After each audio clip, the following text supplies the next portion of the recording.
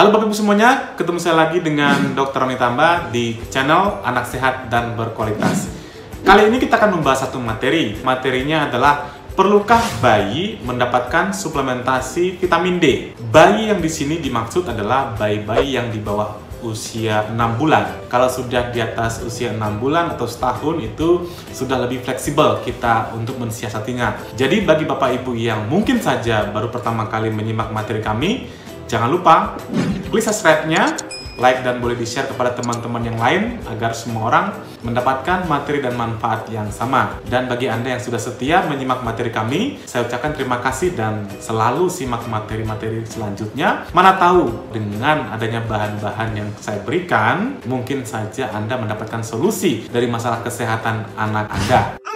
Kita mulai pembahasannya ya. Jadi vitamin D itu adalah salah satu dari banyak multivitamin. Fungsinya itu ada banyak tapi saya rangkum ada 4. Yang pertama adalah untuk kesehatan tulang, khususnya pertumbuhan tulang, untuk mencegah rakitis atau gejala-gejala dari misalnya nyeri otot atau terkait tulang, dan juga untuk pertumbuhan gigi dan mencegah infeksi. Pada bayi dan anak-anak tentunya juga. Bagaimana sumber vitamin D-nya? Apakah bayi-bayi itu perlu suplementasi vitamin D? Nah, ini menjadi concern kita. Sumber utama vitamin D adalah dari paparan sinar matahari. Kita ketahui bahwa vitamin D itu dapatkan dari sintesis dari kolesterol tubuh yang di bawah kulit itu yang terpapar dari sinar matahari, khususnya sinar UVB. Kita tahu kan matahari itu ada 3 UV ya, UVA, UVB, dan UVC. Sedangkan yang terlibat untuk sintesis vitamin D itu adalah UVB. UVB itu dominan adanya adalah siang hari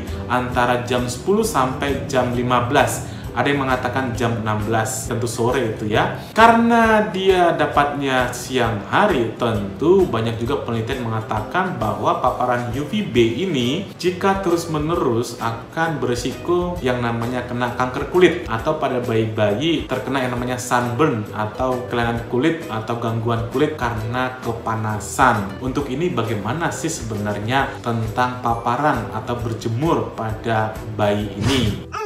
Mungkin banyak yang bertanya, berapa lama sih kita berjemur untuk mendapatkan sintesis vitamin D ini supaya efektif? Ada banyak literatur dan semua tidak seragam. Ada yang mengatakan 5 menit, bahkan ada yang mengatakan sampai 5 jam. Tentunya ini semua tergantung dari warna kulit ya. Semakin gelap warna kulit kita, maka paparan ini butuh waktu yang lebih lama untuk mendapatkan paparan UVB yang cukup untuk sintesis dari vitamin D. Dan juga luas paparan kulit, misalnya kalau kita menutup semua tubuh kita, tentu ini menjadi suatu paparan yang semakin sempit. Kalau kita buka semuanya tubuh kita, paparannya akan semakin luas. Jadi tergantung luas paparan kulit kita yang terkena sinar matahari. Yang berikutnya adalah lama berjemurnya tadi sudah, dan tergantung cuaca dan letak suatu negara. Karena tidak semua negara itu mendapatkan sinar matahari dalam setiap hari. Misalnya di kutub utara atau Eropa ke atas, atau misalnya benua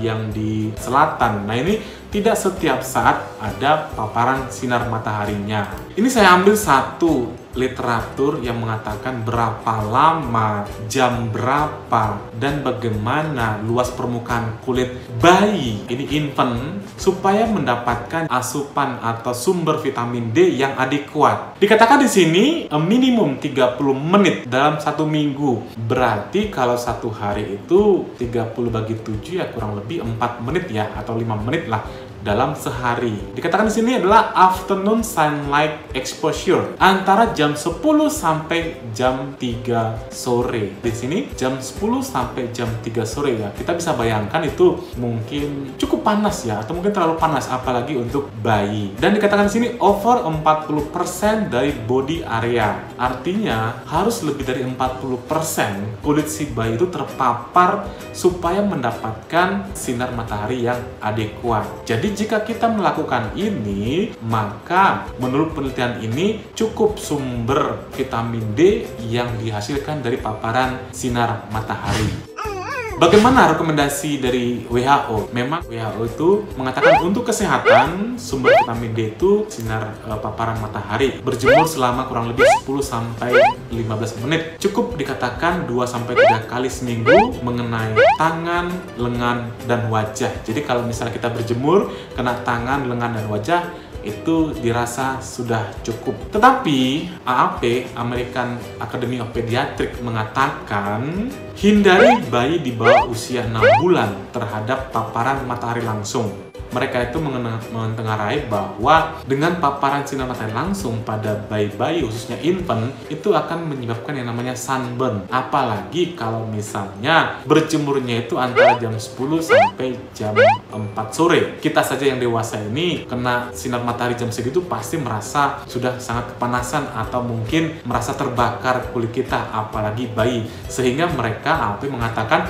batasi paparan sinar matahari pada saat jam 10 sampai jam 16. Dan apabila bayi berjemur, ya ini khususnya bayi-bayi di atas 6 bulan, mereka mengatakan pakailah baju yang secukupnya, termasuk pelindung mata. Jadi mereka mengatakan bayi di bawah usia 6 bulan tidak boleh berjemur langsung di bawah sinar matahari. Terus dari mana sumber vitamin D-nya? Kalau misalnya bayinya tidak boleh berjemur, si ibunya mengkonsumsi beranggapan, kan ada vitamin D sebanyak ASI 1.400 dalam kandungan International Unit, ya IU, kan hari vitamin D dari isi ibunya mendapatkan suplementasi juga dengan unit per hari, si kandungan vitamin antara cukup tidak cukup kebutuhan hanya. Jadi kalau misalnya Anda merasa tamu ibu menyusui, tetapi ada dalam satu penelitian saya ambil untuk memenuhi kebutuhan vitamin D pada bayi tunggal vitamin D pada infant atau bayi di bawah usia 6 bulan, bayi yang ASI atau full ASI atau campuran dengan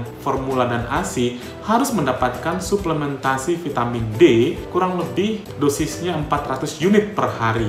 Sejak kapan? Ya mulai beberapa hari setelah lahir. Kalau misalnya kita ingin mendapatkan informasi yang akurat, maka kita boleh yang namanya mengecek laboratorium darah anak kita untuk mengukur yang namanya kadar vitamin D-nya dengan mengukur kadar serum vitamin D3-nya pada bayi dan anak kita.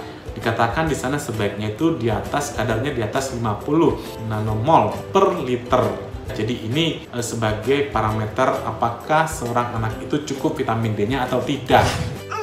Terkait dari efek yang namanya UVB sebagai pemicu kanker kulit, maka pada anak-anak yang sudah MPASI atau sudah makan, boleh kita berikan yang namanya sumber-sumber makanan yang tinggi kadar vitamin D-nya. Misalnya udang-udangan, ikan-ikanan seperti tuna, makaret, kuning telur, susu, daging, sarden, ya sereal, salmon, minyak ikan, dan juga jamur. Kalau misalnya kita masih ragu, kita bisa memberikan suplementasi vitamin D pada anak kita.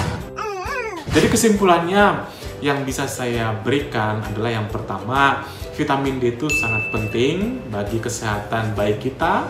Yang kedua adalah boleh Anda diskusikan dengan dokter terkait apakah bayi Anda itu perlu mendapatkan suplementasi vitamin D atau tidak. Jadi informasi ini semuanya mudah-mudahan bermanfaat bagi Bapak Ibu dalam memberikan yang terbaik bagi buah hati Anda. Salam sehat, semangat selalu. Dadah!